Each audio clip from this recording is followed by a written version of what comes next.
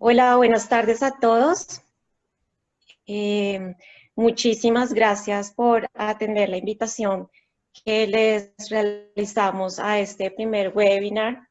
Vamos a estar realizando una serie de webinars a través de estas semanas. Este es el primero. Para los que no nos conocen, nosotros somos IWE Consultores. Les habla Paola Camargo, gerente de IWE Consultores. Nosotros somos especialistas en resolver problemas de negocios, realizamos consultoría gerencial y nos enfocamos a entender muy bien cualquier tipo de negocio, sin importar la industria en la que nos encontramos, para poder construir con nuestros clientes la solución más adecuada a la necesidad establecida. De pronto algunos se preguntarán qué significa IWE. Quiero contarles que IWE significa experto en un lenguaje africano, un lenguaje que se llama Yaruba, y precisamente esto es lo que somos. Somos expertos y somos el centro de una red de expertos, donde tenemos una serie de empresas y personas que tienen un gran conocimiento en diferentes áreas. Y el día de hoy, precisamente, le agradecemos a David Camargo, una de las personas que es el CEO de DataWare, que es uno de nuestros aliados expertos. Él es filósofo, doctor en política de la Universidad de York, especialista en emprendimiento social y tiene maestría en seguridad y defensa nacional y una maestría en relaciones internacionales. Tiene una gran experiencia en diferentes sectores, tanto el sector privado en áreas de la educación como en el sector público, y es quien hoy les va a hablar de un tema que seguramente a todos nos está interesando, y es alrededor del manejo que los diferentes países le han dado a la situación que estamos viviendo hoy a nivel mundial de la pandemia, pero muy enfocado a el manejo de la información para tomar esas decisiones. Entonces, muchas gracias por atender la invitación, bienvenidos. Les recomiendo que por favor mantengamos el micrófono y la cámara apagados durante todo el webinar. En el cuadro de chat pueden ir dejando todas sus preguntas y al final esperamos poder resolverlas todas. Entonces, bienvenido David, muchas gracias por aceptar la invitación. Ok, gracias. Buenas tardes a todos.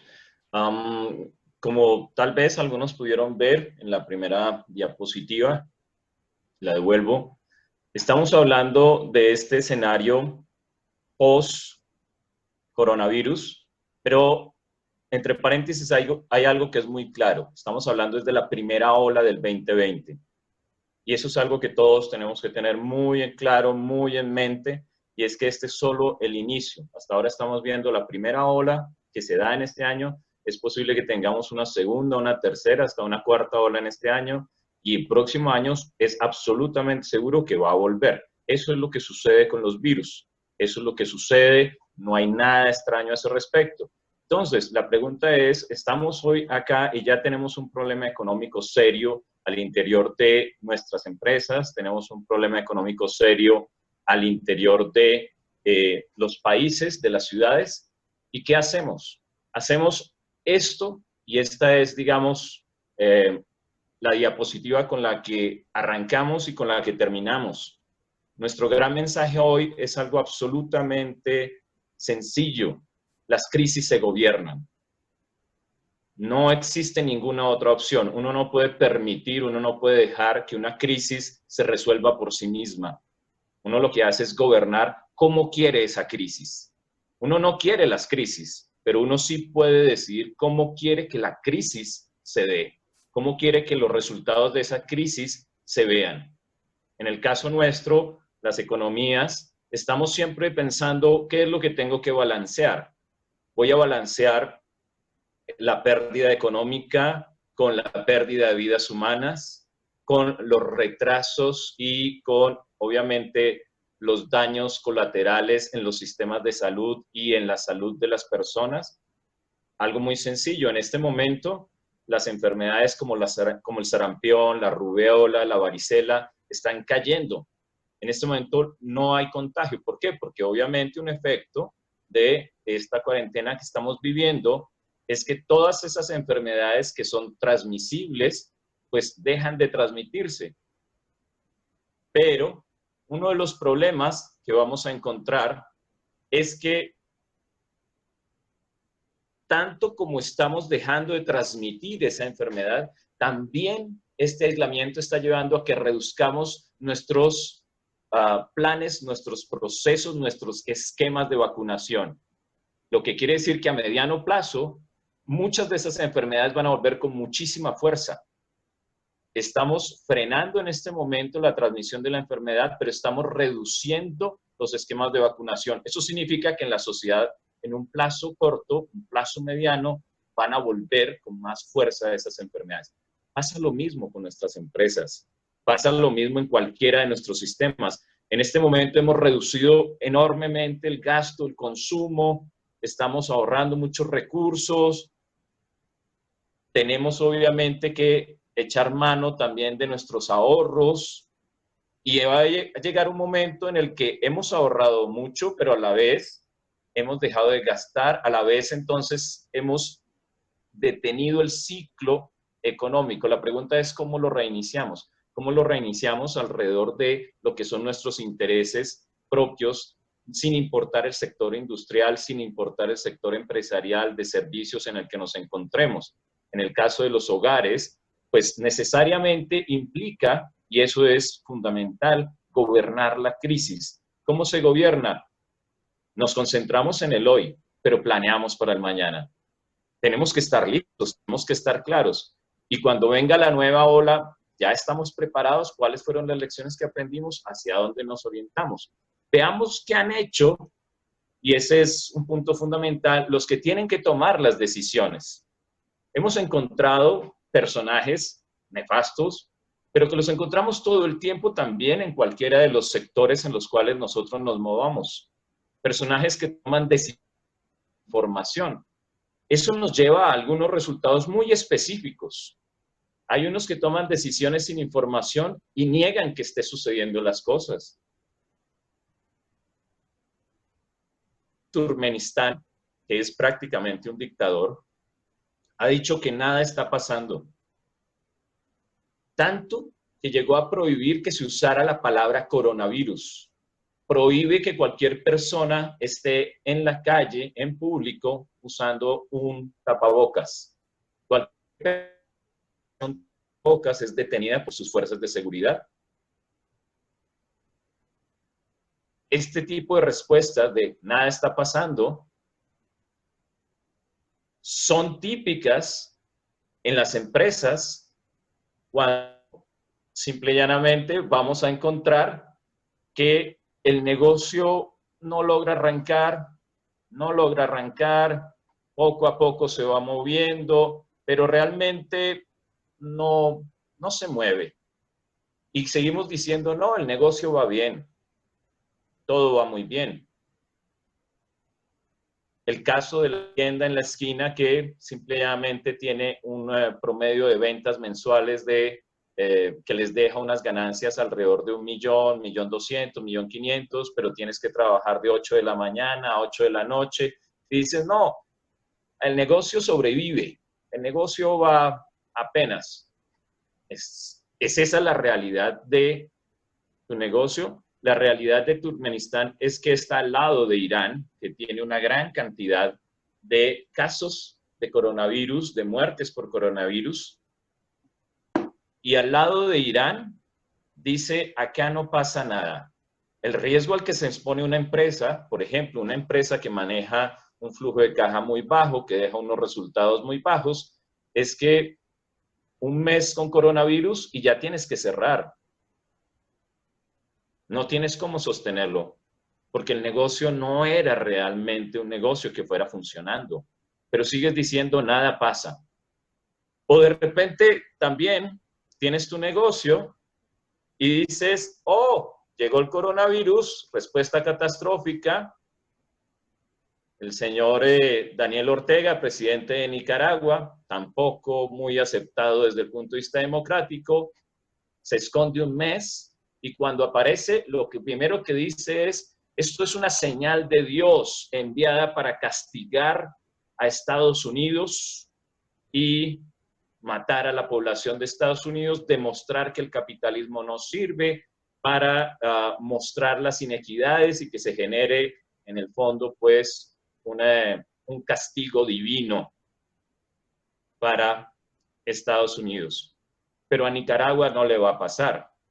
Es más, la Iglesia Católica solicitó que no se hiciera ninguna celebración durante la Semana Santa, durante la semana de Pascua. ¿Cuál fue la decisión del presidente Ortega? Nosotros sí vamos a hacer las marchas. Hacemos las marchas aun cuando la iglesia no las permite, aun cuando la iglesia no las acompaña. ¿Por qué? Porque es que necesitamos la ayuda divina. Tienes siempre en una crisis de tomar una decisión como decir, no, mire, ¿sabe qué? Mire, este fin de semana las ventas estuvieron terribles en la compañía, llevamos 2 meses y nada que los contratos, nada que las ofertas que estamos presentando revientan. Cerremos, acabemos, ya, no más, no esperemos nada más. Es la respuesta catastrófica. Consideremos que todo se acabó. Cuando no tienes información, también puedes hacer otro tipo de decisiones, la de el efecto teflón. Esto no nos afecta para nada. Tenemos al señor Miguel Barbosa, gobernador de Puebla, un estado de México, que claramente dice, si son ricos, hay riesgo. Si son pobres, no. A los pobres el coronavirus no les da. ¿Por qué no les da? Porque es un virus que simplemente se da en los ricos. ¿Cuál es la realidad? La realidad es que es un virus que su rápida expansión a nivel global se dio por los sistemas de transporte aéreo. Y los sistemas de transporte aéreo son empleados en su mayoría por clase media y clase alta. Eso implica que el virus se concentra primero en estas poblaciones. En el caso de Bogotá, tenemos que los casos se han concentrado en las localidades de Usaquén y Suba, donde efectivamente son las personas que tienen un mayor ingreso en ciertos sentidos, y en esas localidades, pues también existe población pobre, no hay que dudarlo, pero no han sido los únicos afectados. A lo largo de Colombia encontramos muchos casos en poblaciones con menores ingresos, o muchos casos en poblaciones que viven en Bogotá, pero que obviamente es un virus que se transmite entre humanos en este momento muy rápidamente, aun cuando ya tenemos varios casos de transmisión hacia especies animales acompañantes. Pero en el efecto teflón, los líderes que toman decisiones sin información, lo que dicen es, no, a nosotros no, esto no es con nosotros, es el negocio, es la familia, que se queda en un barrio que rápidamente está deteriorando sus condiciones alrededor, pero dicen, llevamos 20 años acá, estamos hace 20 años ubicados acá, a nosotros no nos hacen nada, a nosotros no nos va a pasar nada, el negocio va a seguir. Y como no ves la información, eso es lo que tú realmente crees. Eso es uno de los efectos que tiene el no manejar información dentro de nuestras empresas, no manejar información al interior de nuestras familias, entendiendo que la información económica al interior de las familias es absolutamente necesaria. Un tema de educación financiera que permite un manejo de los recursos y comprender cuáles son los distintos puntos hacia donde nos estamos dirigiendo. Si tenemos personas, líderes, gerentes, coordinadores que toman decisiones sin tener la información y simplemente lo hacen porque es que o no quieren ver la información o, de otra parte, no saben cómo leerla, no la comprenden.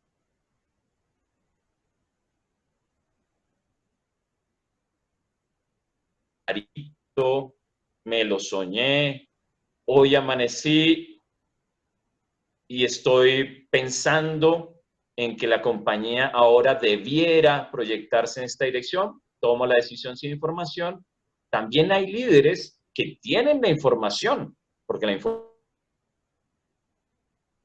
ahí, porque hay personas que la producen o está disponible para la toma de las decisiones y toman la decisión con la información en la mano. pero no la han entendido. Una cosa es tener la información y otra cosa es que podamos realmente entender qué es lo que esa información nos está diciendo, qué es lo que esa información realmente significa. Tenemos acá a Kellyanne Conway, una de las más importantes asesoras presidenciales en Estados Unidos, una de las personas que le habla al oído al presidente Trump. Y ella tiene la información. Pero al hacer su manejo de la información, lo que hace es complicar las situaciones. Añade entropía.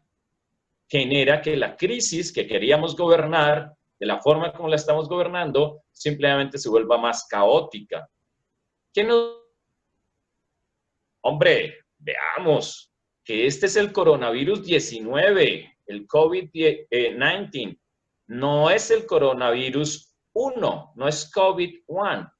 Vea, pues, muy interesante, muy inteligente. Además, es una deducción bastante obvia, muy sencilla. Este no es el primer coronavirus y es totalmente cierto, absolutamente cierto. Este es el COVID-19. Muy bien.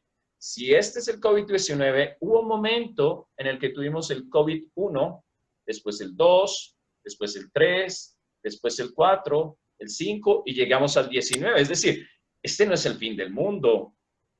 La información me dice claramente que este no es el primer coronavirus y si este es el COVID-19, ya hemos pasado por esto antes. Muy bien. Solo que es errónea la información, como es manejada, y el razonamiento es también totalmente erróneo.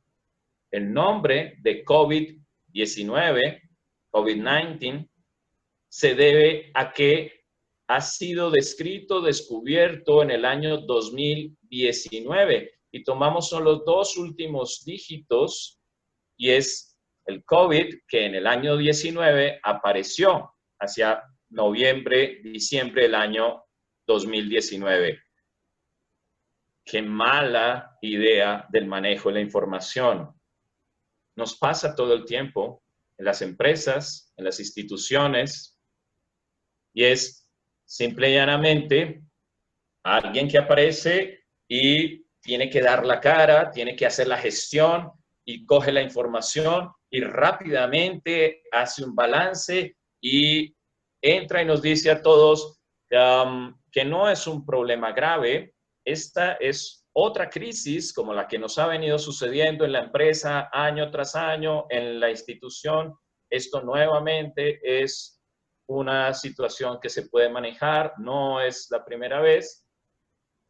Y sin embargo, jamás logra entender el pero. El pero es el que toda información debe ser analizada de forma correcta en su contexto. No es una generalización. No es lo mismo que me pase a mí, no es lo mismo que le pase a una empresa en unas circunstancias a que suceda en otras circunstancias. Si no entiendo los contextos, si no entiendo el sentido de la información, lo único que estoy haciendo es generando que el problema se vuelva más complejo, que se complique la situación de crisis que queremos gestionar, que queremos manejar. O que tomemos una respuesta completamente errada y que eso lleve a un efecto contrario al efecto deseado. Dicho, y es algo absolutamente cierto, que la película de proteína que tiene el virus es sensible, es frágil frente a el alcohol, por ejemplo, es frágil frente a... Es fácil destruirla, no es una película resistente a limpiadores caseros en general, pues que sean de base alcohólica o inclusive otros tipos de limpiadores que pues pueden estar combinando y romper la película fácilmente. Muy bien. Este señor Mike Sonko es conocido por ser el gobernador de Nairobi en Kenia, le dicen gobernador, señor en Nairobi, le dicen el gobernador oro, el gobernador de oro, porque lo único que hace es vestir todo el tiempo con colores dorados, pero también con mucho oro. En su escritorio de gobierno tiene muchas figuras de oro, porque pues obviamente quiere mostrar el poder, quiere mostrar que es una persona con mucho poder, mucho dinero. Y es un hombre que piensa en su pueblo y ha decidido que en las ayudas humanitarias en los mercados, pues hay que incluir botellas de Hennessy, un coñac. ¿Por qué? Porque el alcohol mata el virus. Entonces, si les damos las botellas, las personas en casa lo van a poder beber. Al beber el alcohol, están matando el virus. Y no es la primera persona que lo dijo. En Estados Unidos, algunos representantes lo dijeron. En muchas poblaciones se ha hablado de eso. En Rusia se habló también de que había que tomar alcohol porque el alcohol mata el virus. Ok. Eso desconoce algunos de los principios de funcionamiento orgánico, funcional, de cómo funcionamos corporalmente. Pero no hay una mala intención, no. El único problema es que la Organización Mundial de la Salud advierte que justamente las bebidas alcohólicas no protegen contra el coronavirus, sino que al contrario, pueden hacer a cualquier persona más vulnerable ante el virus. ¿Por qué lo hace vulnerable? Porque una persona alcoholizada no tiene cómo practicar de una manera muy coherente el distanciamiento social. Tenemos, por ejemplo, que un alcalde de España, de una ciudad cercana a Barcelona, fue destituido, renunció realmente esta semana, cuando fue descubierto alcoholizado, peleó con la policía y simple y llanamente no podía dar razón de sí mismo. El alcohol no es el mejor consejero cuando tienes que tomar decisiones inteligentes, racionales. No lo es. Entonces, si tú le suministras alcohol a tu población, que se va a terminar emborrachando, pues eso nos va a llevar, sin duda alguna, a un efecto contrario al que deseamos. En nuestras empresas, en muchas ocasiones se hace así. Algo muy sencillo. Cuando hubo algunas sazonadas en Bogotá el año pasado, en una de esas manifestaciones, protestas en el sector de Patio Benito, una profesora me contaba, estábamos ahí, empezamos a escuchar que había problemas y los problemas estaban cerca porque estamos cerca del Portal de las Américas, de Transmilenio, el sistema de transporte masivo. Entonces, le dijimos al rector, al encargado de la institución educativa, actuemos de una vez y hagamos lo que corresponde, que es mandar a los niños a sus casas temprano, irnos todos temprano y evitar que quedemos en medio de esta situación. Y este rector empieza a sopesar las opciones y dice, no, es muy peligroso. Vamos entonces a dejar a todos acá, nos vamos a confinar y a medida que nos confinamos, nos estamos protegiendo. Cuando se escaló el nivel de violencia, las protestas ya no podían salir. Tú no tenías una mala intención, pero tus decisiones pudieron llevar justamente al efecto totalmente contrario. ¿Tenías la información? Sí. ¿Sabía de las protestas? Sí. Pero tomaste la decisión totalmente contraria. O que es un caso absolutamente emblemático, el doctor Rodrigo Duterte, presidente de Filipinas, conocido por todas sus medidas fuertemente represivas, decides que tienes que mostrar que estás a cargo. Tú eres el que manda. Y te dicen, mire, hay una pandemia, esta pandemia está matando a las personas, entonces las medidas que tenemos que tomar son de confinamiento para proteger a la población. Muy bien, hay que hacerlas obligatorias, perfecto. Todo aquel que se encuentre dando problemas, vaya usted a saber qué significa eso, En el caso de, no recuerdo en este momento si fue en Kenia o en otro país africano, un mototaxista llevó a una mujer embarazada hasta un hospital porque iba a dar a luz, y cuando el mototaxista la dejó, lo detuvieron las fuerzas de seguridad por estar violando la cuarentena y lo mataron a golpes. ¿Qué es lo que dice Duterte? Pues vamos a matar a todos los que den problemas durante la cuarentena por el coronavirus. La decisión por la decisión, me quiero mostrar fuerte, estoy tomando las decisiones porque yo soy el que toma decisiones, yo soy el que sabe. Disculpa, se trataba de proteger a la población, no de matarla. Esta es la típica respuesta en las películas post-apocalípticas en las cuales una máquina tiene que decidir cómo salvar a la humanidad y la mejor manera de salvar a la humanidad es matándola. Ahí tienes tu solución. Ya no vuelve a haber violencia, ya no vuelven a haber problemas, nada. Es la decisión por la decisión. ¿Es esa la decisión racional? ¿Es esa la mejor decisión? Tienes la información, conoces el problema y tomas una decisión que no va a funcionar. Los primeros tomaron decisiones sin tener la información. Los segundos son los líderes, los gerentes, son las personas que están a cargo, tienen la información, pero no la entienden. No entienden el por qué o el para qué o cómo usar esa información. Y simple y llanamente todos toman decisiones. ¿Por qué? Porque parte de ser el líder, parte de guiar, parte de orientar, es tomar decisiones.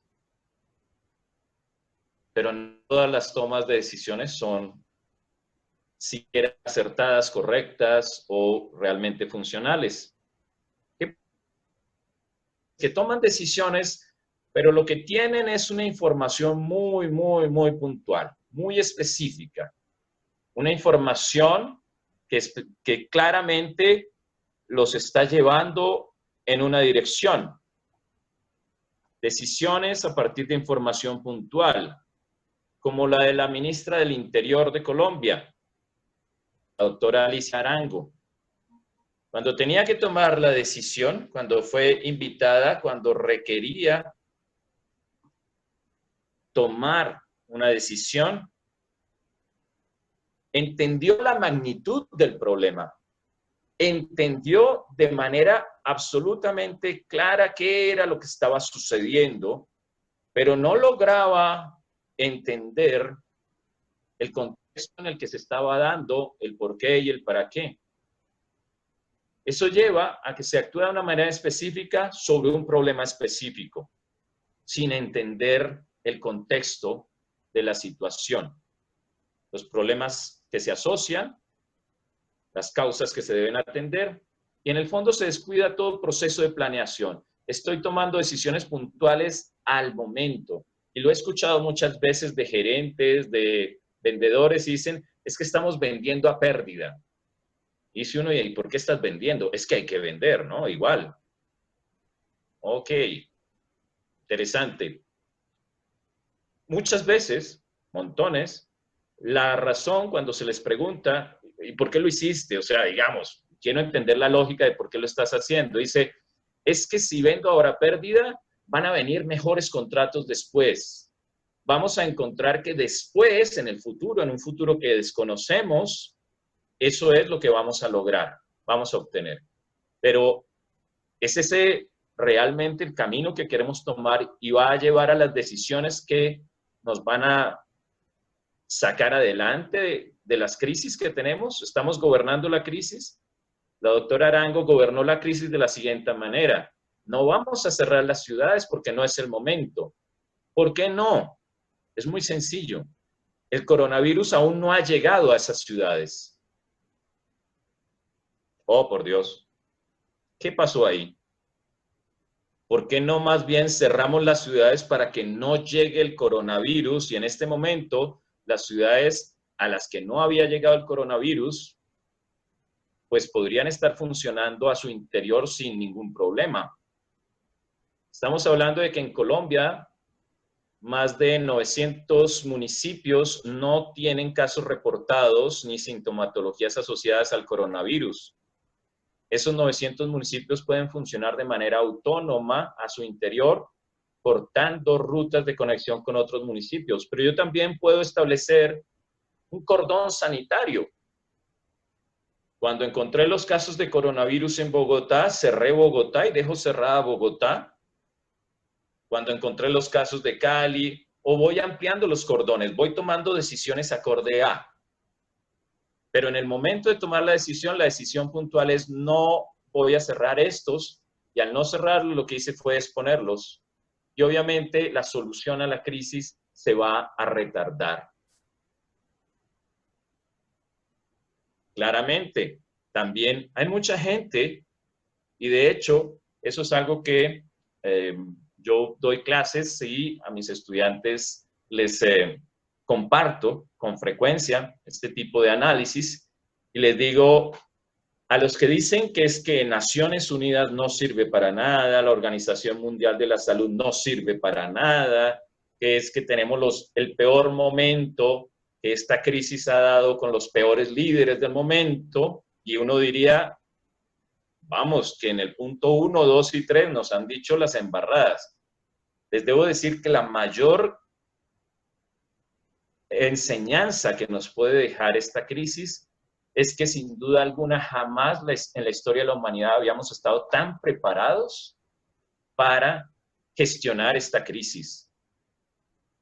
La pregunta es, ¿estamos todos lo suficientemente enterados de la buena gestión que estamos haciendo? ¿Estamos todos lo suficientemente enterados de cómo podemos trabajar, cómo podemos hacer distintas cosas que nos lleven efectivamente a salir de esta crisis?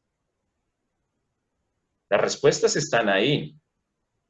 Nunca en la historia de la humanidad han existido tantos científicos, nunca en la historia de la humanidad hemos tenido tantos recursos disponibles para que esto no sea un problema. Todo el tiempo también escucho personas que dicen, oh, es que esto es la primera vez que nos pasa, es que esto... Claro, las personas viven de sus experiencias personales, de sus recuerdos muy específicos. Colombia es un país, por ejemplo, que está muy preparado para gestionar esta crisis, solamente si se toman las decisiones correctas y ya. ¿Por qué? Somos un país que vive constantemente con alertas epidemiológicas, somos un país tropical, malaria, dengue, Zika, chikungunya. Constantemente estamos viviendo con este tipo de alertas. Somos un país que ha vivido con alertas muy fuertes por la violencia derivada del conflicto armado, alertas que hacen que nuestras ciudades tengan capacidades de gestión autónoma, tenemos unas economías que no dependen entre regiones, una región queda aislada y podemos satisfacer sus necesidades, podemos establecer otros canales, no es el fin del mundo, pero estamos tomando las decisiones correctas con la información calificada. He de decir que no todas son buenas, no todas son malas, es lo normal. Y en ninguna empresa y en ningún negocio alguien puede decir que ha tomado el 100% de las decisiones correctas siempre. Pero hay algunos que sí lo han hecho de una mejor manera. Algunos han tomado las decisiones, las mejores decisiones, con una información calificada. Eso les ha permitido entender que hay distintas rutas con las cuales se puede gobernar, con las cuales se pueden ir tomando las decisiones. No hay una única solución. Ni todas las empresas, ni todos los países, ni todas las personas tienen las mismas condiciones, los mismos contextos, la misma información, pero sí la diferencia la hace es que aquellos que están tomando la decisión lo hacen basados en esa información calificada y pueden proyectar, prever, construir el futuro desde un tiempo y un espacio específico, y eso les va a permitir, sin ninguna duda, gestionar, cabalgar la crisis, minimizar los impactos y optimizar los resultados. Podremos parecer feministas, pero tenemos una larga lista de mujeres que son líderes en sus países y lo han hecho muy bien. ¿Eso significa que es que las mujeres lideran mejor? No. Lo que significa es que aquellas mujeres que llegan al liderato, al liderazgo, que no es sencillo porque les cuesta mucho más, va a ser siempre más difícil para ellas llegar a ese punto, llegan ahí por sus propios méritos, mientras que una gran cantidad de hombres llegan allá simplemente por un sistema patriarcal. Esa es la explicación. Estas mujeres han llegado a liderar, han logrado gestionar las crisis en sus países. Sanna Marin, primer ministra de Finlandia, que es la primera en la fotografía a la izquierda, arriba, lo que hizo fue controlar la información. Entendió que una de las claves de la gestión de cualquier crisis es tomar y asumir desde el primer momento el rol protagónico de los rumores. Y estamos viviendo en una sociedad de rumores, de fake news.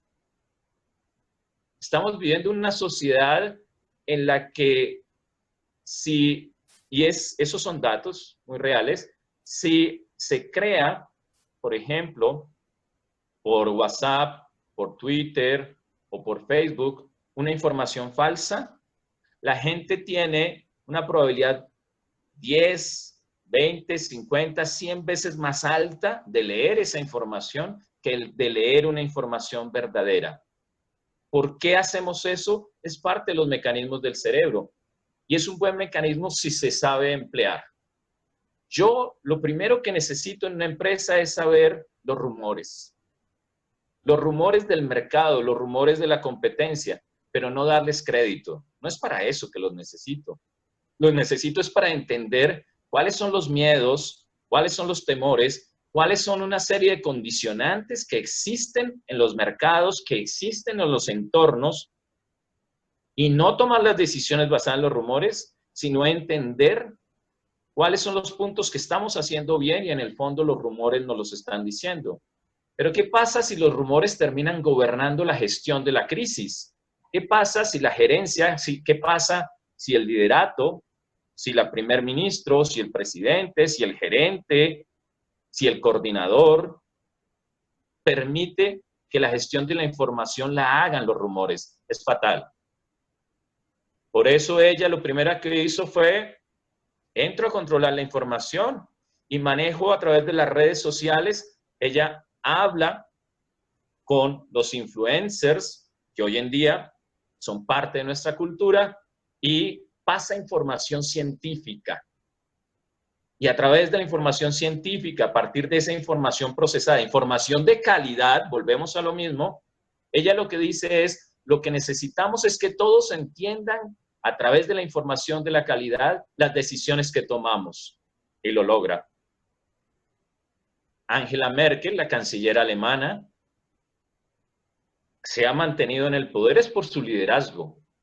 Y en su liderazgo lo que ha hecho es comprometer a todos. Y cuando ella se sienta, pone las cartas sobre la mesa. Y claramente entiende la posición del que negocia al frente. Y eso es tal vez una de las cosas más difíciles, y es que cuando uno está negociando, cuando usted está negociando un contrato, cuando usted está negociando con, digámoslo así, acuerdos, pactos o negocios de compra, venta, cualquiera de esas, usted debe aprender a negociar muy bien. Los que negocian muy bien son los que tienen las cartas sobre la mesa. ¿Por qué? Porque saben exactamente las cartas que deben estar en la mesa y saben exactamente las cartas que están en la mesa de la contraparte. Ella se sienta a negociar con los empresarios y les dice, mire, la situación es esta. Yo no quiero cerrar las fábricas, pero si no hacemos algo, la única opción es cerrar las fábricas. ¿Qué vamos a hacer para no cerrar las fábricas? ¿Quieres que se cierre tu negocio? No, ok, entonces tenemos que hacer esto y logra los acuerdos. Logra comprometerlos a todos. Al lograr estos acuerdos, claramente dijo, mire, vamos cumpliendo los acuerdos, la cantidad de personas infectadas y la cantidad de personas que han muerto están dentro de los tolerables. Y digo tolerables porque ese es un tema un poco polémico, pero hace parte también de las decisiones estratégicas. Pero ella dice, ya cuando estamos saliendo de los límites, no funciona. La alcaldesa de Bogotá nos ha dicho, por ejemplo, yo vivo acá en Bogotá, nos ha dicho, miren, si nos salimos de estos límites, de inmediato vuelvo y cierro, porque no funciona. Cuando mi capacidad de transporte público se sobrepase este límite, no va a funcionar. Cuando al interior de mis unidades de cuidado intensivo se sobrepase este número de camas ocupadas, vuelvo y cierro. ¿Por qué? Porque es que tengo que gestionar la crisis. Eso es gestionar los problemas. Es aceptar que un número de personas puede llegar a fallecer, pero que ese número no puede ser el resultado de mis errores en las decisiones. Y es parte cuando un coronel, un general, un capitán manda al frente de batalla a sus hombres. Entiende que la posibilidad de las 0 bajas es muy limitada, pero toma las mejores decisiones procurando que eso efectivamente suceda. O tienes el otro ejemplo, no quiero ningún muerto, entonces no voy a la guerra, punto. No quiero ningún muerto, cierro totalmente la economía, pero no ir a la guerra significa que no voy a tener ningún muerto, no. No ir a la guerra significa que tal vez la contraparte sí vaya, tome una ventaja estratégica y destruya mis propias posiciones. Cerrar totalmente la economía para que no haya ningún muerto puede implicar justamente muertes debidas a problemas en la gestión logística de los recursos. Tenemos a Tsai Ing-wen, la presidenta de Taiwán. Taiwán, al lado de China, fue de los primeros países fuera de China que reportó de manera inmediata que había una situación. China se demoró en el reporte, Taiwán inclusive reporta antes y dice, aquí hay un problema. ¿Qué fue lo primero que ella hizo? A cada evento fue dándole una respuesta adecuada. Dijo, ¿de dónde viene el problema de China? Bueno, cierro el comercio, cierro el tráfico aéreo con China. ¡Pum! Lo cierro. Si de allá viene el problema, cierro de inmediato. Cuando el presidente Trump cerró el tráfico aéreo con China, en realidad sabemos, aun cuando él lo sigue negando, que fue en respuesta a ese memo de Taiwán, a esa decisión estratégica de Taiwán. Y claramente entendió que de ahí venía el problema, había que cerrarlo. Pero es una cadena. No es que yo tome una decisión y ahora me siento y espero cruzado de brazos y ya todo se solucionó. No. Es una cadena de decisiones que se deben tomar. Es una cadena que va a permitir que rápidamente se dé una respuesta adecuada a la situación. Y ella va dando a cada evento que se iba presentando la respuesta adecuada. Y aquí vamos a llegar a otro punto interesante, y es que, como decíamos al principio, uno gerencia las crisis, pero no lo hace solo. Uno son equipos que les van asesorando, que van proporcionando, que van haciendo la medición y que se toman esas decisiones que son adecuadas. En la parte de abajo, a la izquierda, tenemos a Jacinda Ardern, una mujer muy joven, que es la primer ministra de Nueva Zelanda, fuertemente criticada por los gobiernos patriarcales de Occidente, por muchas de sus decisiones, pero absolutamente adecuada a un país como Nueva Zelanda, que entre otras va a ser el primer país libre de humo de tabaco del mundo por todas sus políticas. Son políticas en las cuales se toman decisiones racionales. ¿Por qué libre de humo de tabaco? Por ejemplo, los costos sobre salud de las enfermedades derivadas del uso y abuso del tabaco son demasiado altas. Pero hay muchas personas que son dependientes de ese tabaco. ¿Qué hacemos? Tomemos las decisiones correctas que nos van llevando, escalando en el tiempo, proyectando, y piensa ser libre de humo de tabaco en un tiempo determinado, proyecto en el tiempo. ¿Qué fue lo que hizo Jacinda Ardern? tomó decisiones muy rápido, no tuvo temor a decir, entendió el problema muy rápido y dijo, wow, esto se nos puede convertir en un gran problema. Yo voy a tomar decisiones totalmente impopulares y que todo el mundo va a decir, es que usted las toma porque no tiene experiencia, es que usted es muy joven. Nosotros los viejos siempre sabemos y demás. No, no tuvo temor a decidir y pudo haberse equivocado en muchas de ellas. Pero dijo, voy a tomar las decisiones más drásticas, aun cuando sean las más impopulares, pero no voy a esperar a ver si mi imagen política se va a ver afectada. En el fondo dice, mi imagen política ya es lo suficientemente compleja y yo no estoy aquí por mi imagen política, entonces no tengo temor a decidir y toma las decisiones.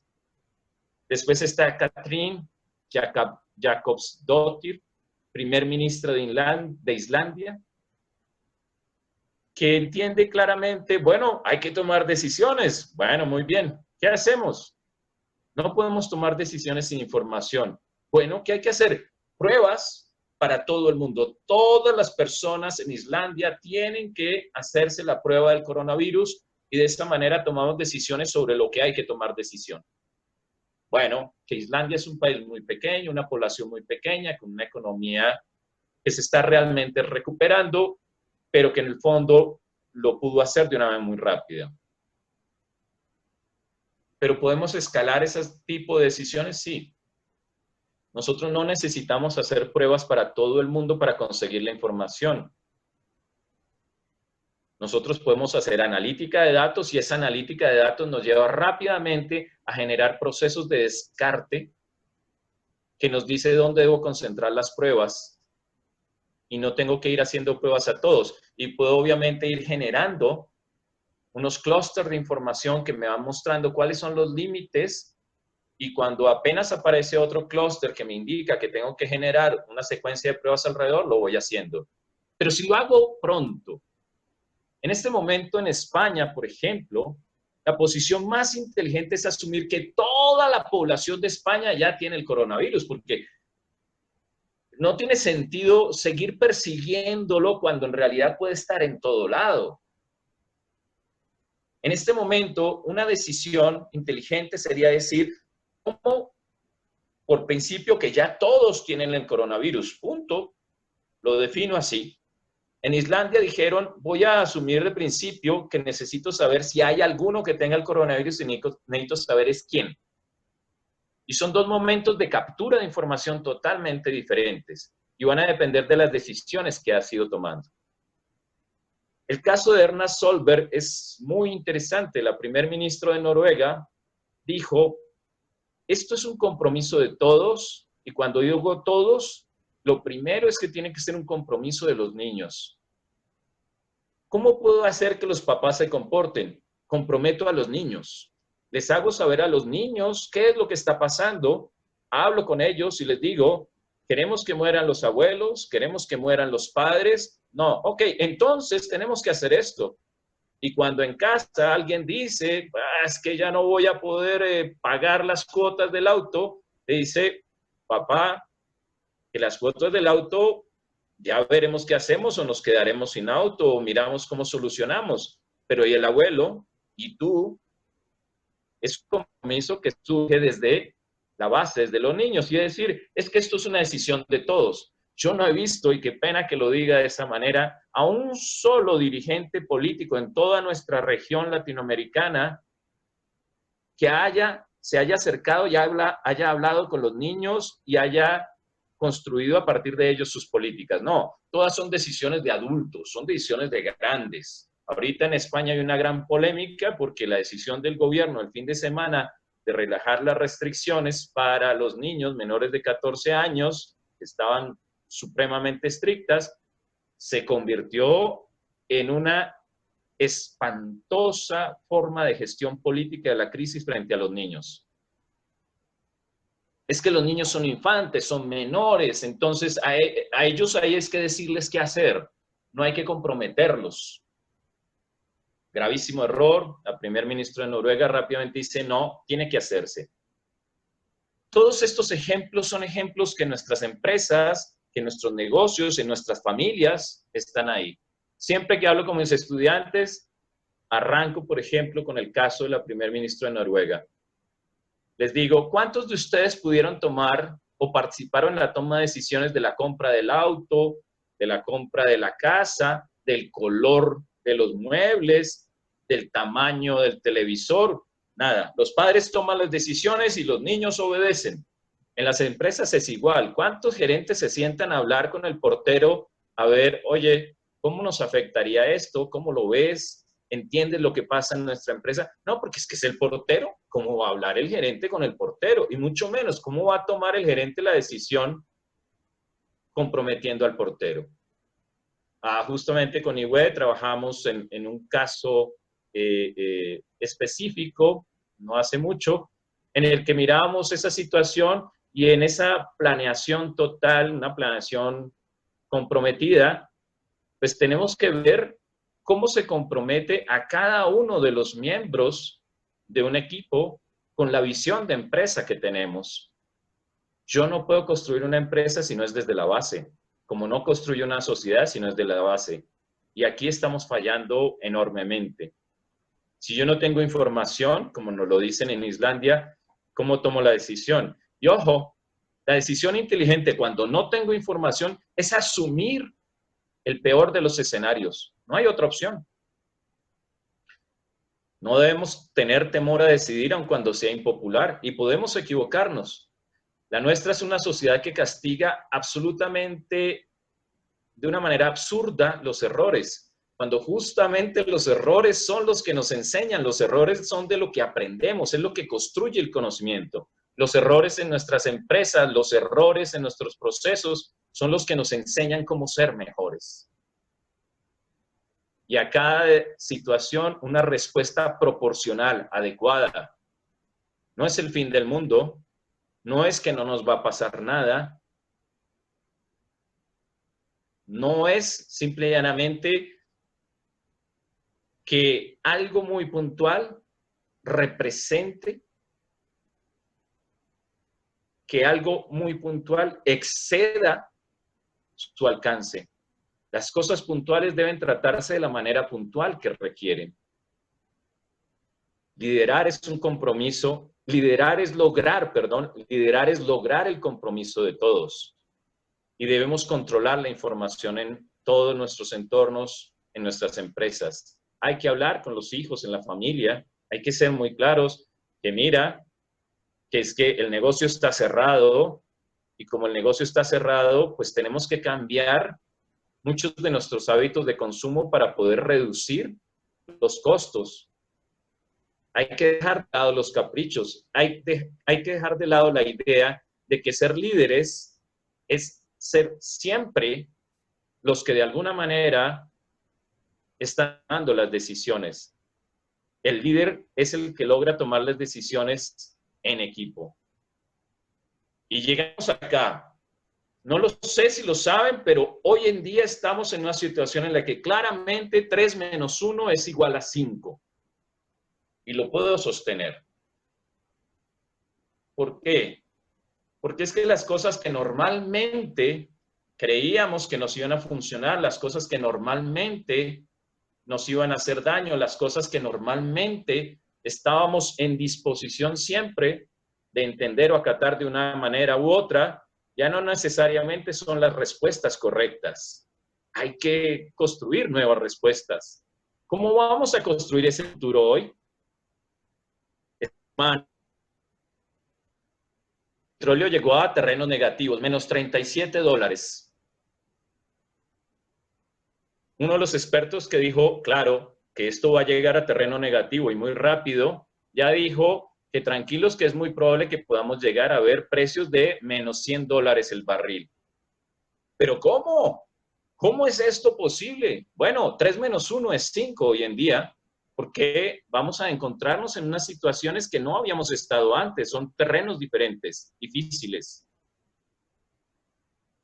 ¿Y qué podemos hacer? Bueno, la gestión de la información. La gestión de la información es, de alguna manera, y qué pena que lo tenga que decir así, es un poco de la magia que le echamos para que las cosas se solucionen. ¿Y por qué digo la magia? Porque para muchas personas es muy difícil entender la capacidad computacional, entender las matemáticas, la estadística, entender los ejercicios que podemos hoy en día hacer. El nivel de alcance de las matemáticas, el poder que tienen las matemáticas hoy es absolutamente brutal, brutal. Y la mayoría de compañías no usan el poder de la capacidad científica de las matemáticas para la solución de los problemas. Y las pocas que lo usan, la mayoría de las pocas que lo usan, usan matemáticas del siglo XIX para resolver sus problemas, contabilidad, economía, que eso son unos ejercicios muy, muy básicos, y todavía no hemos empezado a explorar realmente las matemáticas del siglo XX y XXI. Y ahí están. Y hay expertos que las pueden manejar. Y eso se puede traducir muy rápidamente en resultados muy específicos de solución a los problemas. Aquí tenemos un ejemplo de lo que estamos hablando en términos de esa escalabilidad. Si nosotros estamos, digámoslo así, aquí abajo, estamos elaborando unos reportes estándar, caso a caso. Quiero que me den el reporte de cómo estuvieron las ventas de este producto específico. Ah, muy bien, ya tengo esta información, tengo este pedacito de información. Otros entonces, pues, se van a mover hacia unos reportes por áreas. ¿Cómo ha sido el desempeño de esta área de manera general en un tiempo determinado? Quiero saber qué fue lo que pasó la semana pasada en este punto de venta. Otros ya han escalado y dicen, bueno, que vamos a construir un sistema de indicadores. Y ese ya me permite monitorear. Y puedo monitorear todo lo que está sucediendo en mi empresa. Y eso me lleva a establecer un tablero de control que me genera alertas. Muy bien. Eso me lleva a generar unos análisis estadísticos que nos permiten tomar decisiones. Algunos se arriesgan a hacer sus proyecciones basadas en datos y estiman escenarios, estiman realidades, hacen procesos de estimación. Y aquí sí entramos en el terreno bastante difícil de las compañías que logran trabajar en modelamiento predictivo y optimización. Para lo que estamos aquí mostrando, simple y llanamente, estas matemáticas del siglo XIX me permiten reportes estándar, reportes ad hoc y alguna construcción de un sistema de indicadores muy básico. Si ya le empiezo a meter de las del siglo XX, esto ya me empieza a generar realmente alertas y análisis estadístico de calidad. No uno normalito, pero ya le meto las del siglo XX y XXI y aquí ya empiezo a escalar. Ese es un ejercicio que debemos entender, que debemos trabajar. ¿Cómo vamos a hacerlo? ¿Estamos preparados para gobernar las crisis? Si estamos preparados, debemos hacerlo siempre con el mejor equipo. Y esa es la propuesta. Espero que les haya gustado la presentación. Vamos a mirar entonces las preguntas que han trabajado, que han puesto en el chat. Y vamos a ver de qué manera podemos pues, resolverlas si está en el alcance.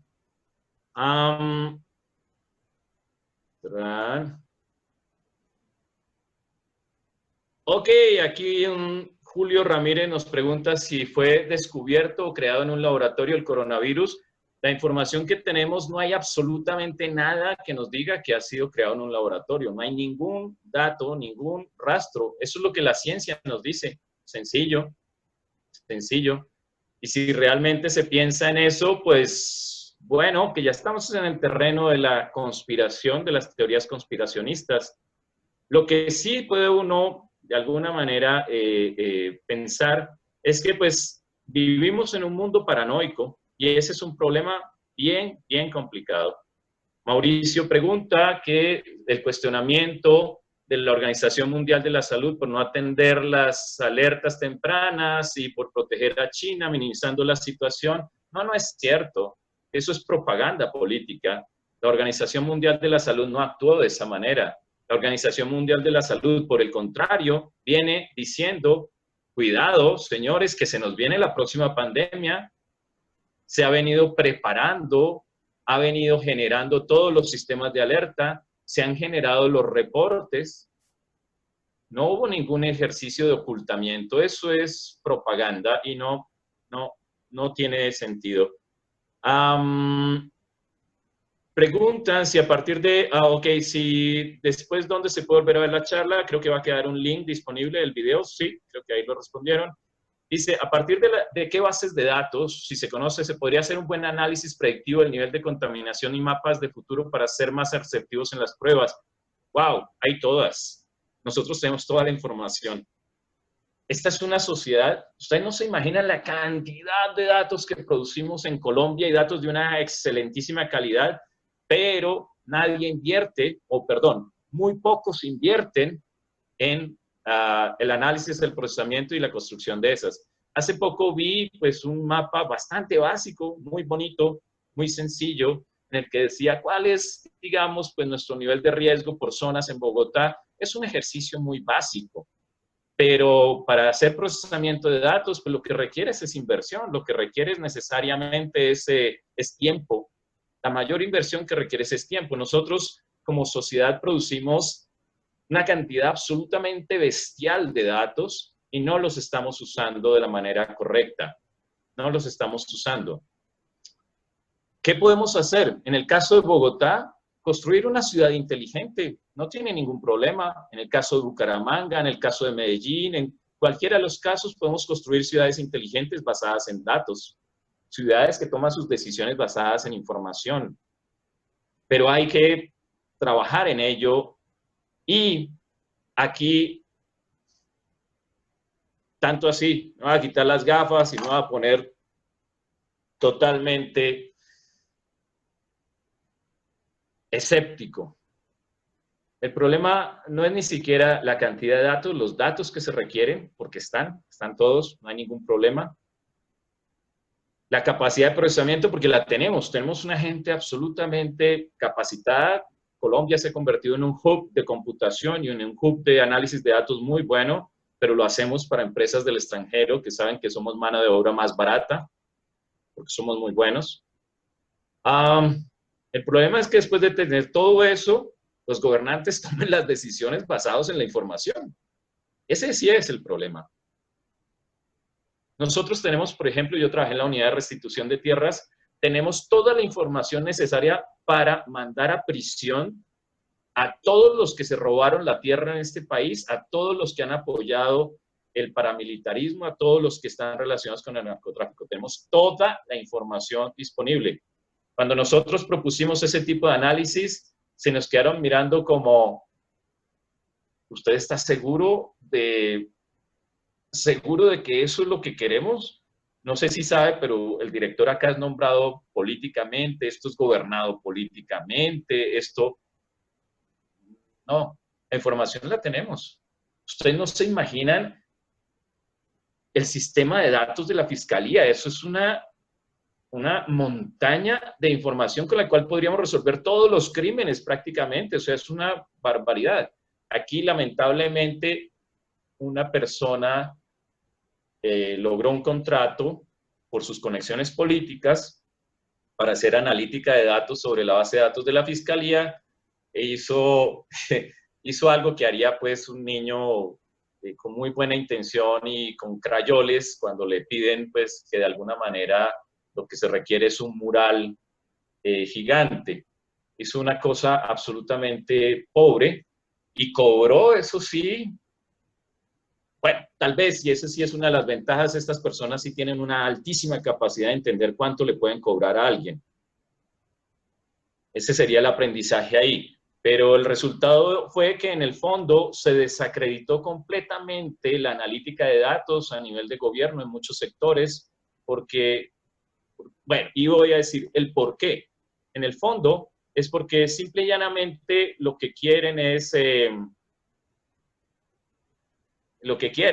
ese es el punto, es esconder la verdad.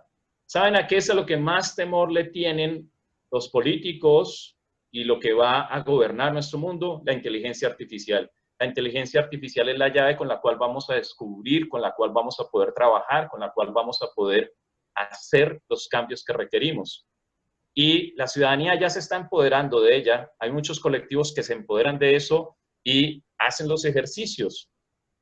Descubren los Panama Papers, hacen los Wikileaks, hacen todo lo que tú quieras. Y es, no vamos a permitir que sigan haciendo las cosas que hacen, las malas gestiones, las malas decisiones.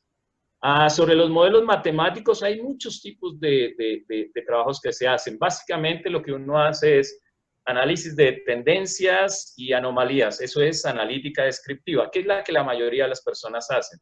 Después tú empiezas a hacer analítica predictiva y para hacer eso lo que haces es segmentación de datos, lo que haces es crear clusterings y empiezas a probar modelos predictivos sobre esos datos.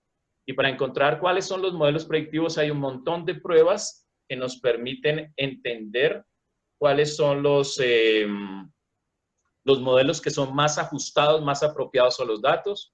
Después de eso, entonces empiezas a ajustar los modelos y sigues ajustando los modelos. Y en analítica prospectiva, pues ya lo que tú estás haciendo es cambiar variables, cambiar escenarios y empezar a ver cuáles son las opciones de lo que sucede. Nos dice Sandra, ¿cómo iniciar el proceso de transformación digital en crisis para poder generar la información? ¿Cuánto tiempo y recursos se requiere? Eso depende de cada sector, eso depende de cada negocio. Como les decía, en el caso colombiano, en el caso de Estados Unidos, en el caso de muchas naciones de América Latina de manera similar, los datos ya están. Lo que pasa es que la gente no los usa, así de sencillo. Y la transformación digital en ese sentido, lo primero es un cambio en el proceso de toma de decisiones al interior de cualquier institución, un proceso de cambio en la toma de decisiones al interior del hogar, un proceso de cambio de toma de decisiones al interior de la empresa, de la sociedad. En el caso del hogar cambiemos el proceso de toma de decisiones y empecemos a involucrar a todos los miembros, empecemos a acercarlos a los datos, empecemos a trabajar. En el caso de una empresa empecemos a ver qué es lo que yo requiero. La mayoría de las empresas no requieren grandes sistemas de información y toma de decisiones, no. Lo que sí requieren es apoyarse en los datos que ya existen y empezar a cambiar su proceso de toma de decisiones, que ese es el problema. Ahí es donde es más difícil. Tiempos y recursos pues van a depender siempre de todos los desarrollos que se dan. Sí, obviamente Álvaro nos dice, ¿toda crisis es también una oportunidad para acelerar cambios radicales? Sí. La pregunta es ¿hacia dónde los queremos direccionar? Y esa es la pregunta gruesa. Sí, totalmente lo que dice Juan Pablo. Dice Silvana, este es el gran comienzo de un cambio cuando hay grandes intereses de por medio. Ese es el punto. Justamente ese es el punto. Creo que es lo que no estamos entendiendo. Lo que no estamos entendiendo es que es la oportunidad del cambio desde nosotros. Hay mucha gente que lo está diciendo. Esta es la oportunidad de que cambies tus patrones de consumo. Chévere. Es una de las oportunidades. Esta es la oportunidad de cambio en las relaciones que tenemos nosotros trabajadores con nuestras empresas. No dice que no se podía hacer teletrabajo. No dice que teníamos que estar todos los días cumpliendo unos horarios absolutamente enloquecedores. Y yo no estoy diciendo que es que todos los cambios operen para todas las personas de la misma manera, como no todos los cambios operan para todas las personas de la misma manera. Es apenas obvio. Y no van a operar de la misma manera para todas las sociedades. Entonces, en ese sentido, los intereses que están de por medio deben ser nuestros intereses. ¿Cómo logramos posicionar nuestros intereses al interior de las instituciones, al interior de los gobiernos, al interior de las distintas sociedades? Lo que sí estoy seguro es que lo primero que se va a intentar rápidamente muy rápidamente es volver a esa normalidad. Es decir, volver rápidamente a hacer lo mismo. Todas las empresas están esperando es correr a seguir haciendo los negocios de la misma manera que las venían haciendo. ¿Cuáles son las empresas? ¿Cuáles son las familias? ¿Cuáles son los sujetos? ¿Cuáles son los gobiernos que están dispuestos a no hacerlo de la misma manera, sino justamente a encontrar en esto un momento de pivotarse, de ir hacia el cambio? Ir hacia el cambio. Y eso es una decisión de gobierno. Eso es una decisión que se toma de manera directa por parte de los sujetos que están a cargo de la toma de decisiones. Muchas gracias, espero que les haya gustado. Los dejo con Paola. Bueno, muchísimas gracias a todos por su asistencia y por su participación. Como Felipe preguntaba, la charla va a quedar disponible después en nuestro canal de YouTube. Vamos a enviarles el link posteriormente en un correo y la invitación es para que continúen conectados con nosotros. Pronto vamos a enviarles la invitación para el próximo webinar, que es dentro de 8 días, que seguramente va a ser también muy interesante para ustedes, que es la gerencia de proyectos, equipos virtuales. Muchísimas gracias a todos por el tiempo y ojalá sigamos en contacto. Hasta luego.